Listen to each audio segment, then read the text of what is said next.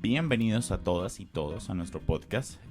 Segundo capítulo en el que estamos con un tema muy especial y una invitada experta en este tema.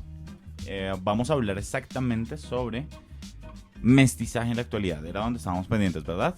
Sí, ese fue el tema que dejamos pendiente. Buenas tardes a todos. Vale, listo, Laura.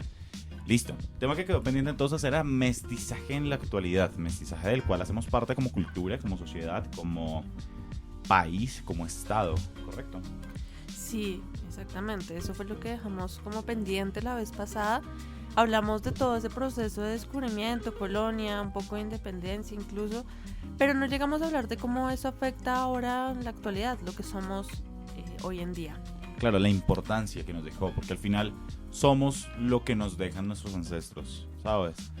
Y el pasado es lo que ha marcado igualmente el progreso de nuestro país, de nuestra sociedad, de nuestro futuro, de salir o no de Latinoamérica.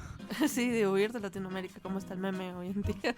Literal, entonces, vale, listo. Empecemos entonces por definir cuál es el rasgo más importante del mestizaje actualmente. ¿O no hay uno sobre encima del otro? No, diría que no hay un rasgo que sobresalga más sobre otro, aunque hay varios bien importantes. Pero antes de empezar con eso me gustaría como citar un poco a William Ospina sobre estos mecanismos de los que vamos a hablar hoy en día. Entonces, ok, vale, para los que no alcanzaron a escuchar el anterior capítulo, William Ospina, nuestro autor estrella colombiano, que tiene varios libros. Dinos uno rápidamente. El País de la Canela es el que se me viene primero a la mente. País de la Canela, hablando sobre contextualización dentro del Estado colombiano frente a lo que es el mestizaje, colonialismo, colonias y pues colonización por parte de españoles dentro de nuestro territorio. Sí, exactamente. Entonces, para esta oportunidad me gustaría como hacer un pequeño recorderis de lo que se habló la primera parte con esta cita que hace William Ospina en su libro Por los Países de Colombia. Entonces, vamos a entrar a la cita. Hace 5 siglos había una cara oculta de la Tierra. Una parte de la Tierra y sus civilizaciones no conocían a la otra mitad. Aunque no se dio ese diálogo, asombro e intercambio que se esperaría, lo que se gestó con seguridad fue una mezcla de culturas, tradiciones, cosmovisiones y lenguas. Cierro cita. Entonces, con esto resumimos lo que hablamos la sesión pasada, el podcast pasado, y podemos entrar a abordar este nuevo tema que son los mecanismos que todavía quedan en la actualidad. Ok, vale. Entonces hablemos sobre cuántos mecanismos son los que quedan en la actualidad. Y específicamente un ejemplo, creo yo, que es como visible. Hagamos una cosa, tú muestras los mecanismos, yo pongo el ejemplo y tú me calificas bien o mal, ¿vale? Listo, dale. Entonces, ¿qué tal si empezamos con religión? Y como bien sabemos, la religión acá en Latinoamérica se combinó muchísimo con la que venía de Europa, con el cristianismo, catolicismo que venía de Europa. Entonces toca tener en cuenta que la religión que vino se impuso claramente, pero aún así se fue metiendo en el cristianismo que conocemos actualmente, las tradiciones negras y las indígenas de acá. Como bien sabemos, el mestizaje no solo se dio con indígenas, sino también con esclavos que se trajeron de África, ¿no? Uh-huh.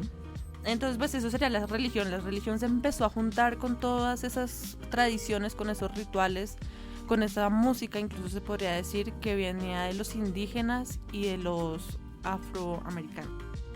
Claro, también nos quedaron entonces una combinación tanto de las culturas africanas, una combinación de la cultura española, en temas religiosos, como por ejemplo, no sé, pero eso me parece muy curioso. Yo me imagino que tú debes saberlo, que es el tema de las vírgenes que como por cada país son diferentes, ¿no? O sea, aquí estamos hablando de la Virgen María o alguna cosa, o ¿cómo se llama la virgen esta de las personas como que lo hacen en Semana Santa, que son los camioneros, que hacen como un desfile de esta virgen? Y en México pues la dichosa Virgen de Guadalupe, ¿no? Sí, exacto. Entonces ahí eso es un muy buen ejemplo de esa mezcla que se dio en la religión, por ejemplo. En Estados Unidos se evidencia un poco más, digamos, en la música con el gospel, que son los cánticos que hacen los esclavos en los campos que trabajan para sus señores, básicamente. Y ahí se evidencia también en Estados Unidos, por ejemplo. Bueno, en cuanto al segundo aspecto del que me gustaría hablar, está la comida, claramente. A lo largo de los años se fueron mezclando todas estas cosas que habían acá con las que habían allá. Bien se conoce que los españoles venían buscando especias y acá no se consiguió absolutamente nada de eso, pero se consiguieron otras cosas, como por ejemplo el chocolate. En Europa no había chocolate, solamente acá en las tierras americanas. Porque el cacao es propio de América. Sí, es propio de América. Ok. Y también, por ejemplo, la papa. En un principio la llevaron allá como una rareza, algo exótico, botánico, simplemente como una planta nada más, cuando se dieron cuenta de sus propiedades, pues, comestibles. Ok. Curioso, ¿no? Como dijo, como alguien desenterró algo de la tierra, literal, o sea, como del barrio, y dijo, ¿cómo sabrá esto? ¿Sabes? Sí. No encontré como ese momento. Sin Sí, embargo, exacto. me parece como ese choque de culturas entre los españoles, sabiendo pues que nosotros teníamos como ya nuestros alimentos, ¿no? Sí, también, por ejemplo, tenemos las frutas. Me atrevería a decir la guanábana. Todas esas que tienen nombres así raros, todas esas Pitaya, son... curúa. Exacto, todas esas son indígenas, o sea, propias del territorio acá nativo colombiano. Entonces se llevaron a Europa y pues tú bien puedes ver que en Europa no se da tanto las frutas, que a lo largo del año ellos no tienen tanta variedad como nosotros acá. Y muchas de las frutas que hoy en día se comercian alrededor del mundo provienen de esas tribus indígenas que las cultivaban acá en ese entonces.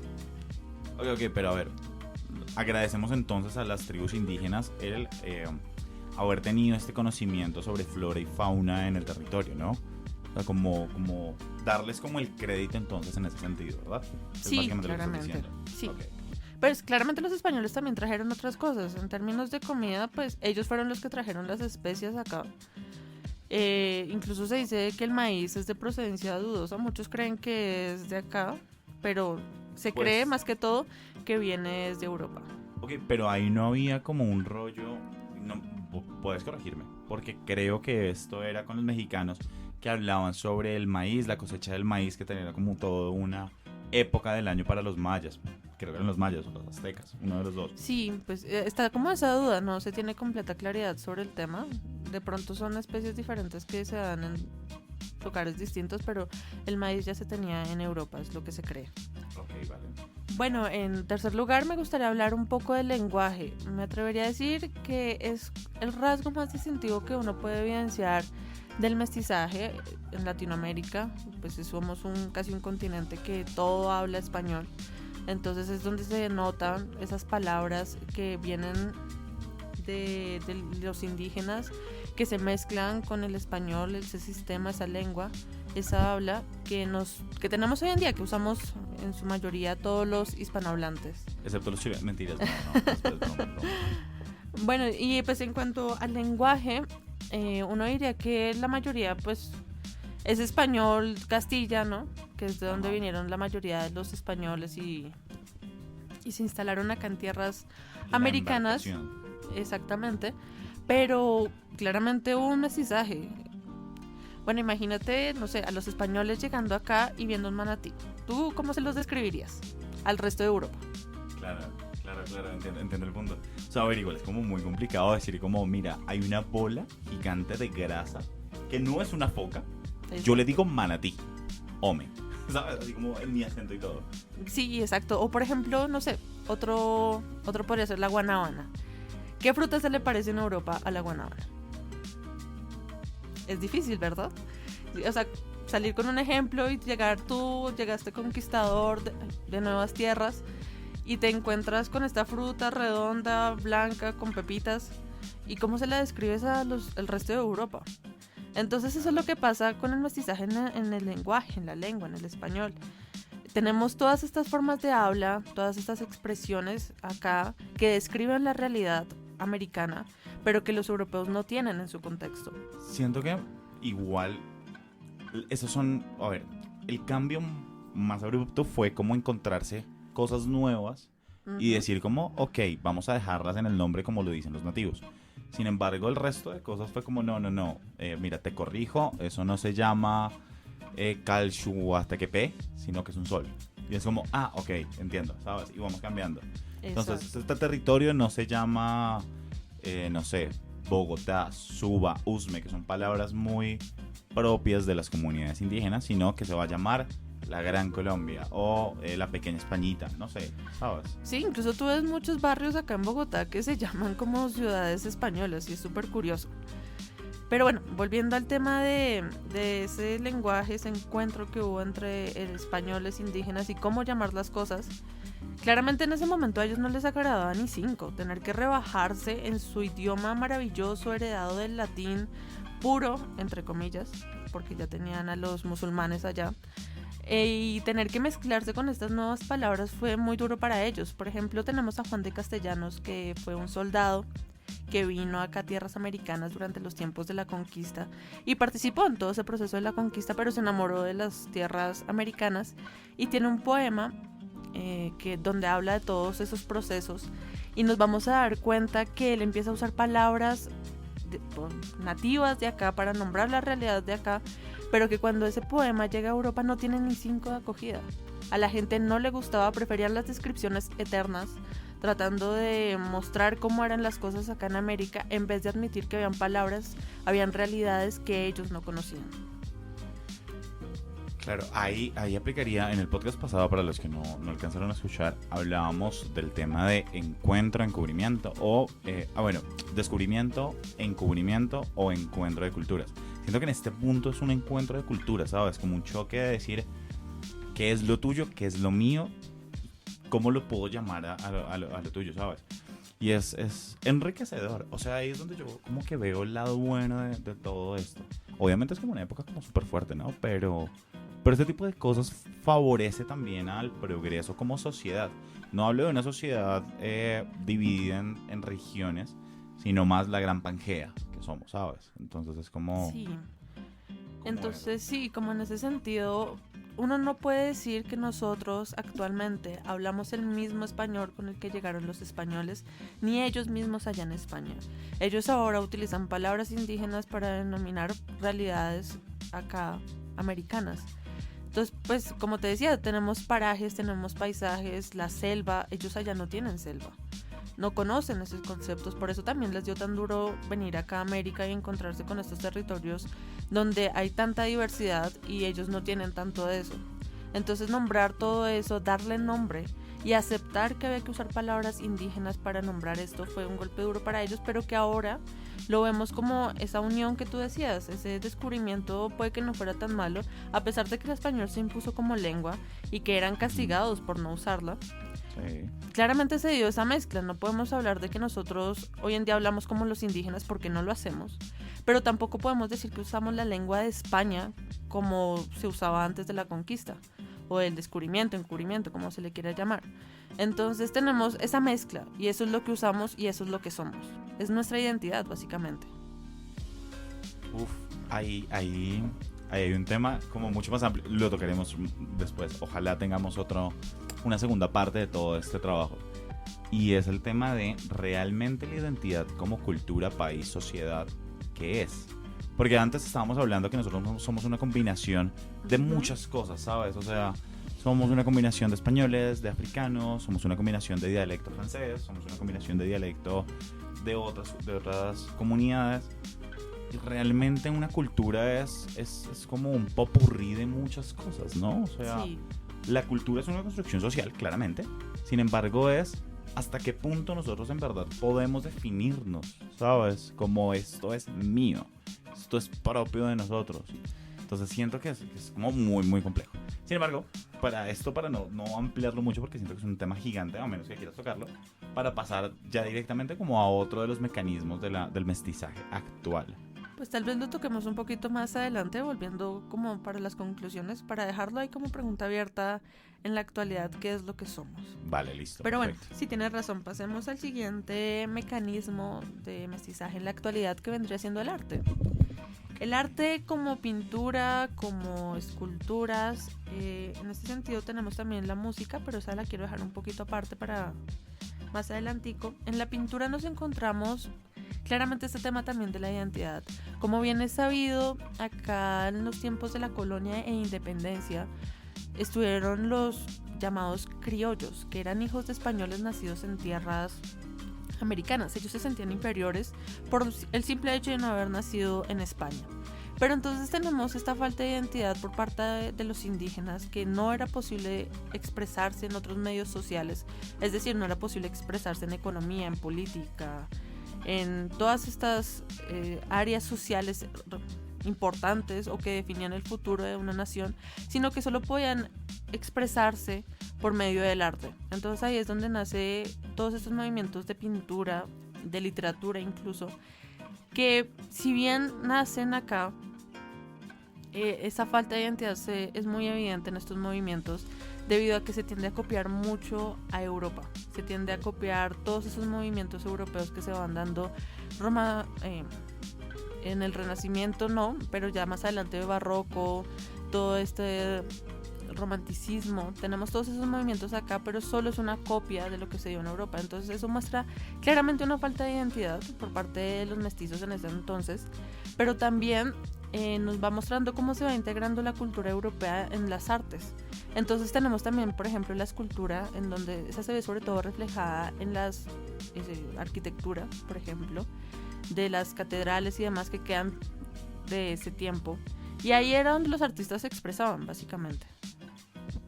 Claro, pero hay un libro buenísimo que me gusta que se llama, es Arquitectura en tiempos de colonia, de Paola Flores, si no estoy mal. Y ella habla sobre justamente el tema de la cultura reflejada en la arquitectura colombiana bogotana. Que es como nosotros tenemos una arquitectura que son unas casitas pequeñas, cómodas, acogedoras, como Candelaria, ¿no? Sí. Sin embargo, se ve violentado como todo este paisaje por unos edificios de 30, 50, 40 pisos en el centro de Bogotá. Y eso hace referencia directamente a la cultura, que es el tema de nosotros como tal teníamos como unas construcciones, como nuestro estilito, sin embargo hemos querido copiar diseños europeos, estadounidenses, que realmente no es lo que hace parte de nuestra cultura. Más adelante tocamos bien el tema porque es una palabra muy, muy en guiños, en comillas. Y es complejo, o sea, hasta en la arquitectura podemos ver este tipo de mestizajes, este tipo de popurrí, ¿no? Sí, exactamente. En todo eso se ve manifestado toda esta cuestión del mestizaje. Pero ya hablando un poco más de la música, me gustaría decir que se dieron mezclas claramente. Entonces tenemos, por ejemplo, el mambo en Cuba, la samba en Brasil, el tango en Argentina, el reconocido mariachi, se dice que también es una mezcla de esas cosas, el vallenato, el bambuco acá en Colombia son mezclas. Y bueno, para esto sí me gustaría preguntarle a otra persona que nos hable un poco más del tema. Ok, vale. Entonces, hoy tenemos a un invitado especial. No sé si presentarlo yo o que él se presente. Sin embargo, yo siento que con escuchar la voz ya van a saber de por qué lado va a ir esto. Juan David, ¿cómo estás? Muy bien, muchas gracias. ¿Qué tal tú? Bien, bien. Juanda, cuéntanos entonces, ¿quién eres? ¿Qué eres? Bueno, yo soy un estudiante de música de 9º semestre de la Universidad del Bosque. Ok, Juanda, bienvenido. La invitación es pertinente debido al tema que estamos tratando sobre el mestizaje en la actualidad. Y el mestizaje incluyendo tanto tu ámbito, como es la música, como el ámbito de la comida, de la religión, gastronomía, flora, fauna. Y pues, para no desviarnos mucho de los temas, hablamos específicamente de la música. ¿Vale? Te presento a Laura. Bueno, cuando hablamos de música en Latinoamérica y sobre todo en la actualidad, tenemos que tener claro de dónde venimos. La música en específico es una mezcla entre lo que ya tenían las tribus de esa época, lo que teníamos en España, en Inglaterra, en Portugal, todas estas partes europeas, y pues evidentemente los esclavos africanos también colocaron su gran parte dentro de nuestros ritmos latinoamericanos. Claro, el aporte de los africanos siento que dio esa... A ver, hay una cosa como muy auténtica que Laura me corregirá, que es el tema del sabor latino. Este sabor que envidian en Europa, Estados Unidos, donde quieras mirar, se van a decir, oh, latino, bailar, ¿sabes? Es innegable, siempre sucede. Es perfectamente lo que acabas de decir, el baile también es una parte muy importante de la expresión de estas personas de África y de lo que trajeron para acá. Cuando hablamos de la música en América, vemos diferentes partes de América, porque no todos los territorios fueron colonizados por los mismos. Es decir, los que fuimos colonizados, por ejemplo, por España, fuimos influenciados directamente por la zarzuela. Cuando hablamos de, por ejemplo, en Estados Unidos, estamos hablando de otro tipo de influencias más inglesas. Cuando hablamos de Portugal y todo esto, hablamos de toda la esclavitud negra y africana. Ingleses y franceses, ¿no? Que también Sí. hubo una parte que le tocó como negociar con los franceses para vender. O sea, fue como, ¿sabes? Vender territorios ajenos, ¿no? Claro, Curioso. pero ahí es donde sale todo esto. Por ejemplo, la samba no es la misma samba con Z que en Argentina. Se diferencian en varias cosas del ritmo, por ejemplo. Si hablamos de, no sé, por ejemplo, en Perú tenemos las chabucas. Si hablamos de Uruguay, pues tenemos otro tipo de expresiones. Si hablamos específicamente en Colombia, pues el mismo territorio colombiano está dividido en varias partes y esas varias partes tienen diferentes músicas. No es lo mismo el bambuco que evidentemente el vallenato, por ejemplo, por poner algún ejemplo. Si hablamos del Chocó, por ejemplo, también es diferente. Bueno, Juan, ¿y tú qué nos dirías? ¿A qué nos parecemos más? Tú que sabes de tonalidades, escalas, música, bien a la profundidad, ¿a qué nos parecemos más? Bueno, en Colombia tenemos una muy fuerte mezcla o digamos una predominancia en el tema del 3/4 y el 6/8. De pronto, para los que no son músicos de nuestros oyentes, estoy hablando del vals europeo, que es, digamos, una de las cosas y una de las influencias más fuertes dentro de la música colombiana. Es muy diferente, como les decía, el tema costeño, por ejemplo, es diferente. Ellos tienen su propio mundo aparte en cuanto a música. Y cuando hablamos ya de las músicas colombianas, pues eso, es el tema del 1, 2, 3, 4, 5, 6 o el 6/8. 1, 2, 3, 4, 5, 6, 1, 2, 3, 1, 2, 3. Los valses europeos, ¿no? Ok, Juan, muchas gracias por tu participación en este podcast y por explicarnos estas combinaciones y mezclas que se han dado en la música específicamente. Bueno, un gusto, siempre a la orden. Algo antes de cerrar que me gustaría, y es como, Juan, tú, dime, ¿música colombiana se diferencia del resto? Sí, no, ¿por qué? Sí, por supuesto. Igual que la uruguaya se diferencia de la argentina, igual que la peruana se puede diferenciar de la venezolana. Sí, ¿y por qué? Porque no todas las vertientes, no todos los esclavos fueron del mismo lado. Es decir, aunque todos eran africanos, no todos los africanos vivían en la misma región. Y dentro de ellos también tienen pues sus ritmos y sus cosas. Cuando llegamos a hablar, por ejemplo, de la música peruana, una de las cosas que les gustan mucho es el 3/4, como les decía. A pesar de que todo es medio ternario, o sea, 1, 2, 3, 1, 2, 3. Pero en Colombia específicamente es lo que me refiero. Bueno, en Colombia, lo que te decía, tenemos muchas regiones diferentes. O sea, si tú pones un vallenato, es re diferente a un tango, por ejemplo. A pesar de que ambos utilizan un instrumento de viento medio parecido, que en Argentina sería el bandoneón, mientras que aquí sería el acordeón, que son parecidos, pero Oye, no iguales. sí, el acordeón. El acordeón es como muy característico. Ok, vale, listo. Tengo como preguntas para Vale. Vale, Juanda, muchísimas gracias por tu participación. Esperamos tenerte aquí pronto de nuevo. Bueno, muchas gracias. Vale, Laura. Respecto a, para cerrar ya, el tema de la música o el ámbito musical, ¿qué te pareció? Pues ¿Qué la piensas? verdad, para no usar la palabra interesante como todo el mundo, diría que es bien dinámica. Todas esas transformaciones que se fueron dando en la música y que se reflejan de formas tan distintas, es cierto. En Latinoamérica, a pesar de que todos fuimos invadidos, conquistados por los españoles, hay música muy diversa y diferente. Ok, vale. ¿Consideras que el aporte entonces fue enriquecedor en el tema musical? Sí, me atrevería a decir que sí. No creo que la música fuera igual y además los africanos, como bien decía Juan David, trajeron un aporte bien importante a toda esta parte de la música especialmente. Claro. Claro, y la parte artística también fue fundamental para conformar nuestra cultura, guiño. Pero fue como fundamental, es como pieza clave. Bueno, Fe, no sé, ¿tú qué piensas si ya vamos terminando este episodio del día de hoy? Sí, claro que sí. Vamos a dejar igualmente como una pregunta como abierta respecto al tema de cultura. Siento que sería como propio.